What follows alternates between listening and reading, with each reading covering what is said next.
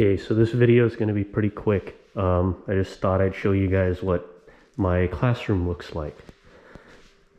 So, got two blackboards that I use. TV that's hooked up to the computer over here that I can use to do my PowerPoints or any kind of web searches, pull up any pictures, anything like that. And then I've also got a retractable whiteboard that I can use. Students all sit in rows. The desks used to be set up in groups of 4 or 5 so that they could do activities together, but then when Corona first hit, we got our Corona protocols, which was separate the students and give them some space, even though we don't have the required distance between everything. We still spaced them out, so we got rid of the grouping of desks. Went with this.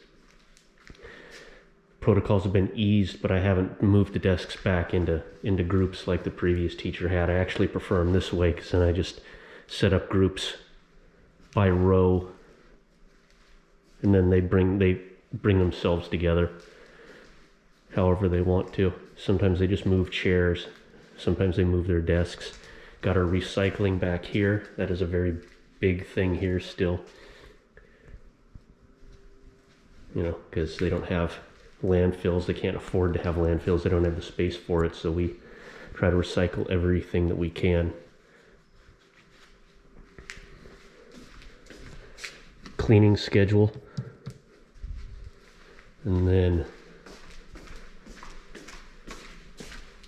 cleaning schedule in English.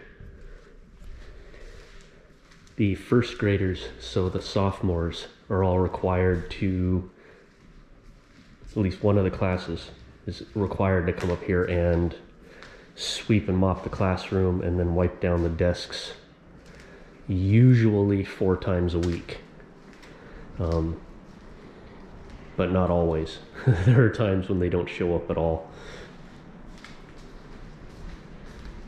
But we have an actual school cleaning time. We have 20 minutes of cleaning time, and the students that don't come up here, everybody else cleans their homerooms. So at a certain time of the day, everybody stops, and for 20 minutes, sweep, mop, and wipe down your homeroom. Keep it nice and clean, take out the trash, take out the recycling. And everybody does it, and everybody does it at every school. So elementary, middle, and high school, they all do this. Kind of helps keep the school clean, because if you have to spend your own time cleaning up, you want to do as little as possible. So why make everything dirty just so you have to clean it up later in the day? Keep everything pretty clean, and then it takes you 5 minutes to clean, and then you got 15 minutes to just goof around with your friends before the next class starts. This is our English library. Pretty much every school at all levels is going to have some kind of an English library. The difference between our library and other libraries that I've seen, you know, we get different books to read, different skill levels, different reading levels, starting at the pretty simple, moving up into young adult fiction. The difference is we also have kind of a study section about vocabulary and how to structure arguments and proper grammar and how to pass the English TOEIC for Korean students, how to pass the English section on the KSAT, the Korean SAT, Korean Scholastic Aptitude Test. Okay, so they have this section as well as just regular books. This is a second computer that no one ever uses, largely because we have no need for it right now. This is a student computer that they can look up stuff on their own if they have to do any kind of web search. A lot of them just use their phones. These are posters that my students made for summer camp. So at the end of every semester, we have an English camp, a voluntary English camp that students can participate in. So they sign up for it, I design it, have a theme. You go through for anywhere from 4 to 5 days, 4 hours a day, and they learn more English than what they learn in the classroom, and it's set around a certain idea. So the top row those are all second graders, and the bottom row is all first graders. So we had it separated by grade level. Same camp, same theme, just one set of students went one time, one set of students went the other time.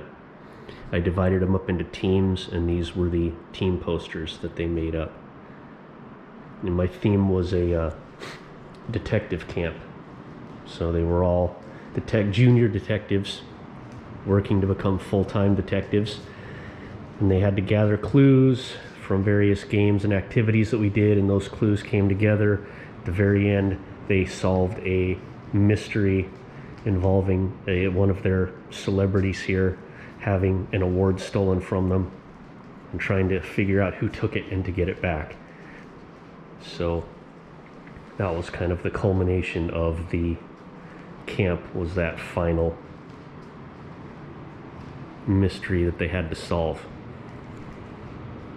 And then that was their thing. So that's what we did for summer. I don't know if I'm going to have a winter camp, only because it's getting really late in the year and we haven't started any sign-ups. Everything's still kind of up in the air. Korean English dictionaries, which are used relatively often. Lots of spare pens, erasers for them to take in case they forget anything. And then colored pencils, crayons, and markers for when we're doing projects like these.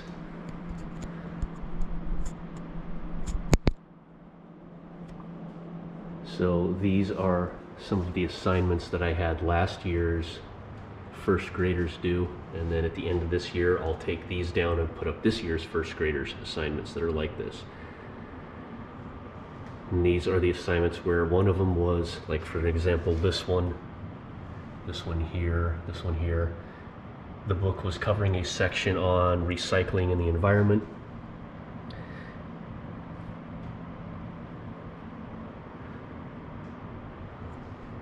And so our phrase that we were working on was "I'm thinking of." So I had them think of something that they would do to recycle, and then they made a little poster out of it. The ones like these with people were "Can you tell me more?" So that was the phrase that we were working on. Can you tell me more? And what I asked them to do was make a poster about someone that you respect or are a big fan of, someone that you might admire, someone that you might consider to maybe be a mentor, someone that you want to be more like when you become an adult. So people did a bunch of different things. You have this one here, which is their whole family, and actually this poster and this poster, and I didn't even realize it until after I put them up and looked at them. I have a lot of twins, identical twins, in the school, a fair amount of identical twins, and that was their family. This project, unfortunately, we can't do this year because we're running out of time, but this one, I had them make up a travel brochure about some place they would like to go. So these are some of the ones that they did. And basically what I had them do was, the first page was going to be an introduction to the country, the second page was a little bit about their history, the third page was about some sites they'd like to see, and the last page were things they would recommend them to eat or buy while they were there. And this was a culmination, kind of a culmination project at the end of the year, where we covered believe 4 different phrases that we had gone over previously, and they had to use them in the brochure.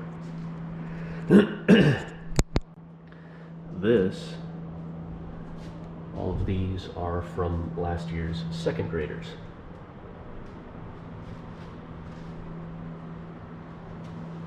And they also had the phrase, "Can you tell me more about?" So what I did was I paired them up and I said, make a poster about something that you really like, something that you want to tell us more about.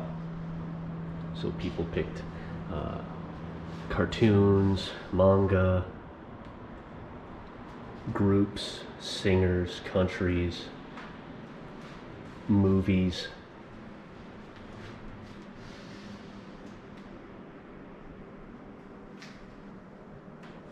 So things that they really liked, that they enjoyed in their lives, that they wanted to tell us more about.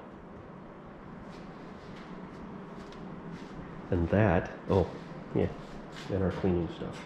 Never used a vacuum cleaner. We've never used it. Oh.